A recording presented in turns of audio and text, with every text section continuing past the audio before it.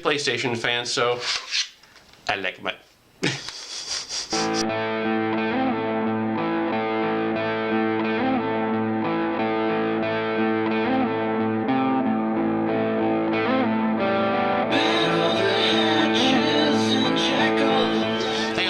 From game-rave.com, otherwise known as Danger Boy. This is Game-Rave TV. So with Titanfall coming out tomorrow on the Xbox One and Infamous Second Son coming out on the PlayStation 4 in about 2 weeks, we finally have our first true exclusive rivalry between the two next-gen systems. And with the idea of rivalry on the mind, I figured I'd go back a couple years, more like a decade, to Capcom versus SNK Pro and discuss how two rival companies got together and just made a complete awesome sauce. Now, what makes Capcom vs. SNK and SNK vs. Capcom Chaos on the Neo Geo so interesting is that they were basically created out of a response to a fan-made program on the computer called Mugen. And for those that don't know, or have played Salty Bet and don't know where the inspiration came from, Mugen was basically a program that allowed gamers like you and me to basically create our own video game, our own fighting game, by basically stealing sprites and moves and so forth from video games and smashing them all together. Now, all that is a whole nother story video for later and so forth, but the important thing is that the response to the Mugen program actually, had Capcom and SNK freaking out and so forth to make the games. Capcom actually pokes fun at this at the Mugen in the opening of Capcom vs. SNK just because it talks about the rumors being true that the two are coming together, etc. When the time came to make Capcom vs. SNK and SNK vs. Capcom, each company took a slightly different route in how they're going to do it. Both had the same concept, though, and that was to take one side's characters and translate them into the other's art style. So when the SNK characters came to the Capcom side, they were all redone in the Street Fighter Alpha/Zero art style, and when the Capcom characters went to the SNK Neo Geo, they were done the King of Fighters sprite style. And both sides actually look really, really nice. There's just something cool about seeing a very anime Mai Shiranui and Big Bear and Geese Howard, and then jumping to the Neo Geo and just seeing how like Ryu and Chun-Li look compared to their graphic style. With the PlayStation Capcom vs. SNK Pro, the Pro, speaking of characters, is actually referencing the fact that on the PlayStation, Joe Higashi and Dan Hibiki are exclusive characters to the CD. The original release in the arcade and the Dreamcast didn't have them as playable characters, so it's a nice bonus for the PlayStation system.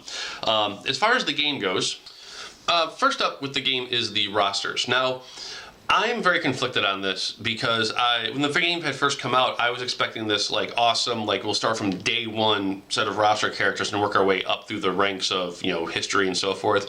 And instead, on the Capcom side, Capcom basically gave you the original 12 Street Fighters, all 8 original, from the original Street Fighter, the 4 bosses, and then you got Sakura and Cammy. From the Alpha series. With SNK, however, instead of saying it was from the Fatal Fury series, they said it was from the King of Fighters series. So their roster is a lot more diverse and from different games. You've got Fatal Fury, King of Fighters, Art of Fighting. So as far as the rosters go, it's a little uneven as far as variety goes, but can't complain. I love the original 12 Street Fighters. It's never going to change. Now, where the real fun comes in, though, is the gameplay. How do I explain this? Basically, besides picking the Capcom or SNK characters, and you can mix and match on the same team, rather than do a straight-up 2-2 or 3-3 like in King of Fighters, you are given ratio points. And each character in the game was assigned a ratio score. For example, Blanka's a ratio 1, Ken and Ryu is a ratio 2, I think some of the boss characters are ratio 3. And by default, you are given 4 ratio points. So you could have either 4 ratio 1 characters, you could have 2 ratio 2 characters, or you could have 1 ratio 2 and 2 1s, etc. And this is really, really cool because it allows you to actually create a team based on abilities and strength rather than just who your favorite characters are.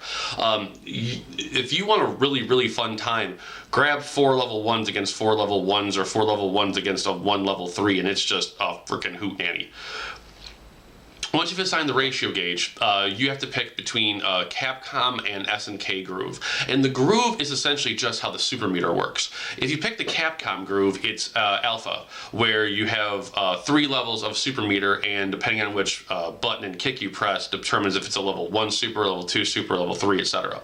If you pick SNK groove, it's from the Art of Fighting series, where you can actually charge any time to get your health, to get your power meter up, or if your health is at a certain point and you have a full meter, you can start doing just crazy super versions of your superpowers.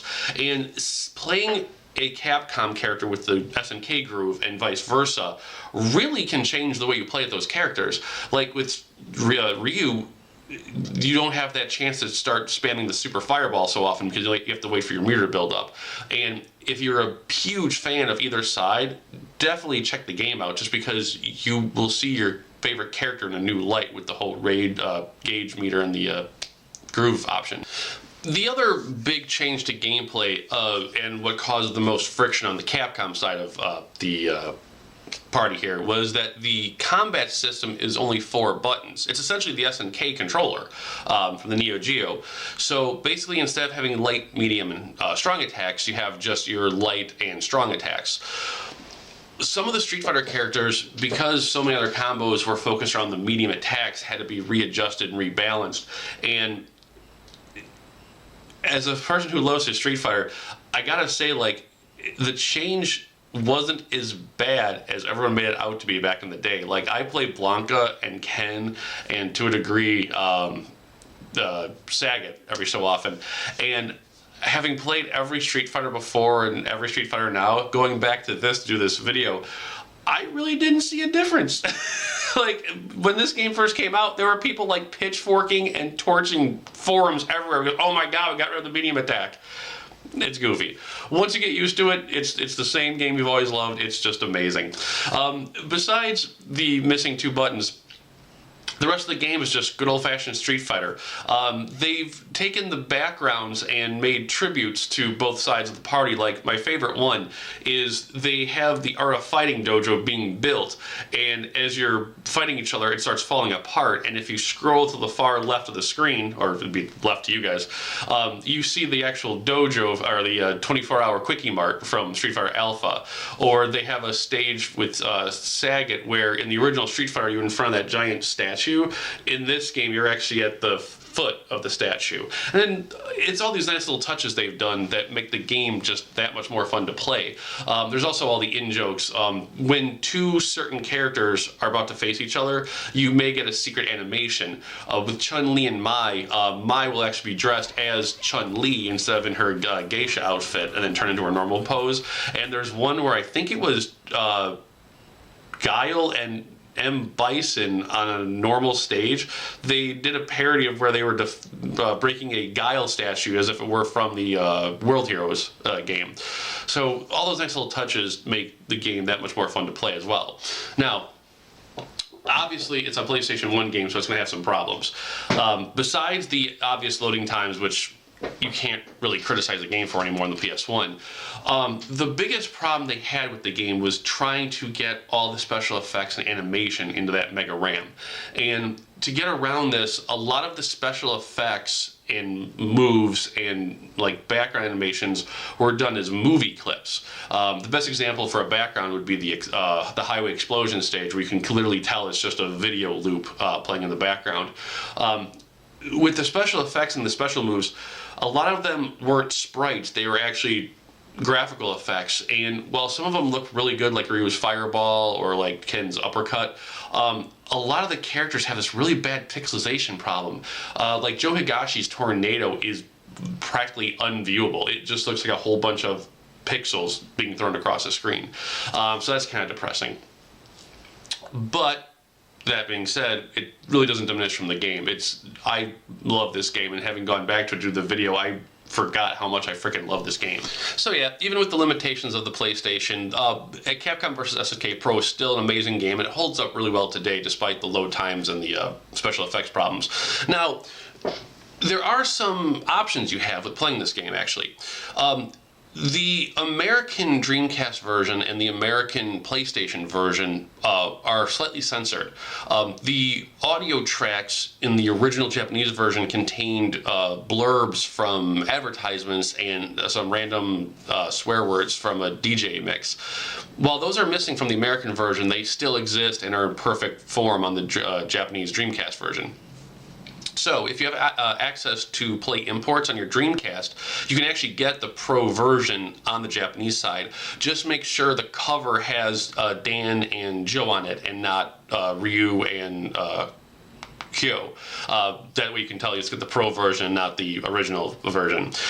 If all you have access to is an American Dreamcast and PlayStation, the question basically comes, do you prefer the much better quality Dreamcast version or the extra characters in the PlayStation version? Your call. Either way, still an amazing game. You should check it out. We'll see you guys next time.